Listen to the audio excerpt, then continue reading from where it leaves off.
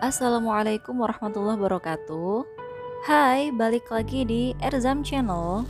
Buat kalian yang lagi isoman di rumah, kalian perlu tonton video ini karena aku akan bahas tentang obat-obatan apa saja yang dikonsumsi suami aku selama isolasi mandiri di rumah.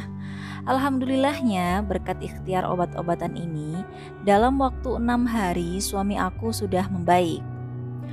Oh iya teman-teman, di video sebelumnya aku sudah bahas tentang rutinitas apa saja yang bisa kalian lakukan agar segera sembuh dari COVID-19. Bisa kalian klik linknya yang ada di atas ini ya. Oke, sebelum lanjut nonton, kalian bisa klik tombol subscribe-nya untuk ngedukung channel ini lebih berkembang lagi. Makasih.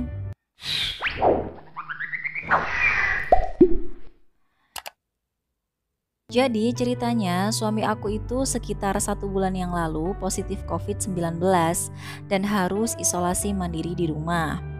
Ada beberapa obat yang dikonsumsi sebagai ikhtiar agar segera sembuh.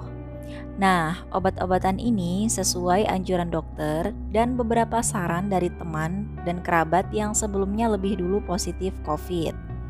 Tentu saja, tidak semua obat yang direkomendasikan akan cocok dengan kondisi suami aku.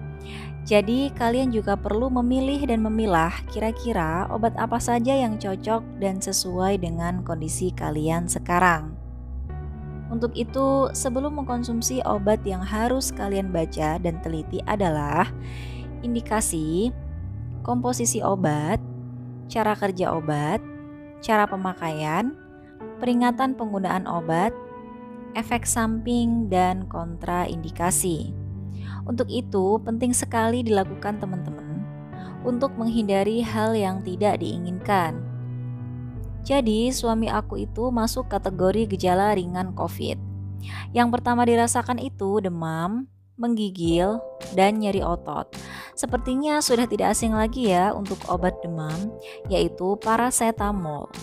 Jadi, menurut alo dokter, paracetamol bekerja dengan cara mengurangi produksi zat penyebab peradangan, yaitu prostaglandin. Dengan penurunan kadar prostaglandin dalam tubuh, tanda peradangan seperti demam dan nyeri akan berkurang. Demam ini dirasakan sekitar 2 harian, dan setelah itu disusul dengan batuk dan hidung tersumbat. Untuk obat batuknya, awalnya mengkonsumsi obat Calortusin. Jadi Calortusin itu merupakan obat batuk bermerek yang diindikasikan untuk batuk kering, flu, dan demam. Tapi batuknya tidak kunjung reda teman-teman. Akhirnya ganti obat Liang Hua King Wen kapsul. Ini itu produk herbal Cina yang mengandung kombinasi dari 13 tanaman herbal. Jadi produk ini digunakan untuk membantu meringankan gejala influenza seperti panas dalam, demam, nyeri sendi atau pegelinu, hidung tersumbat dan beringus, sakit kepala, batuk, dan tenggorokan kering. Harganya bisa berbeda di masing-masing apotek teman-teman. Dulu suami aku beli sekitar Rp80.000. Isinya 24 kapsul. Obat ini juga bisa digunakan buat kalian yang sesak nafas. Batuknya ini lumayan lama teman-teman sembuhnya, ya sekitar 10 harian. Oke, sebelumnya aku ingatkan buat kalian yang belum subscribe ya teman-teman, kalian bisa klik aja tombol subscribe-nya.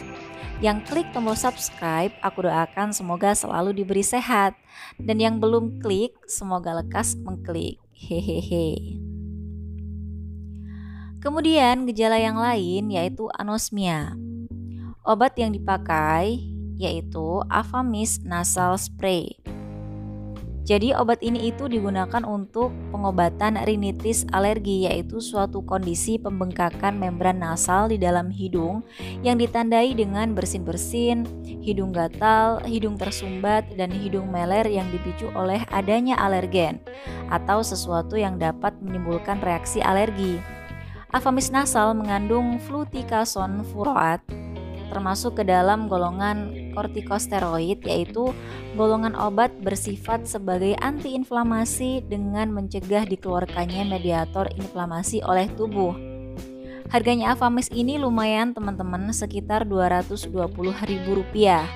Beda apotek, beda harga biasanya. Jadi obat ini itu semacam spray yang disemprotkan langsung ke dalam lubang hidung kanan dan kiri. Untuk aturan pakai dan lain-lain, kalian bisa baca secara langsung sebelum menggunakan ya. Selain itu teman-teman, untuk menyembuhkan anosmia, suami banyak berlatih menghirup apapun yang menyengat. Lebih baiknya kalian gunakan bawang merah dan menghirup uap air panas yang dicampur minyak kayu putih. Cara menghirup uap air panasnya harus benar-benar kalian hirup agar masuk ke dalam sinus paranasal kalian. Karena memang awal tempat virusnya di situ teman-teman. Nah, uap air panas ini jangan sampai kalian tinggalkan. Karena kalau telat, virus akan sampai pada paru-paru dan bisa jadi membuat sesak nafas. Biasanya suami aku rutin melakukan ini 1 hari 3 kali. Pagi, siang, dan akan tidur. Memang terapi ini itu bukan obatnya COVID teman-teman, tapi ikhtiar untuk menyembuhkan gejalanya, salah satunya yaitu anosmia. Nah, selain obat-obatan tadi, kalian juga harus mengkonsumsi vitamin-vitamin.